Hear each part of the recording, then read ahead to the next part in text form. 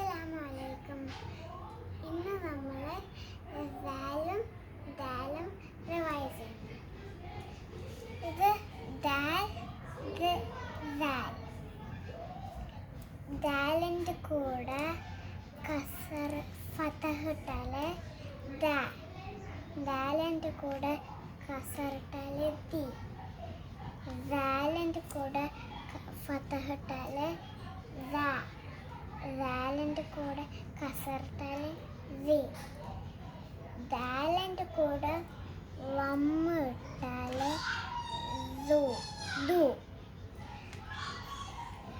ദാലിൻ്റെ കൂടെ വമ്മ് ഇട്ടാൽ ദു ദു. ഇനി സുക്കൂന് ദാലക്ക് സുക്കൂനിട്ടാൽ ദ്.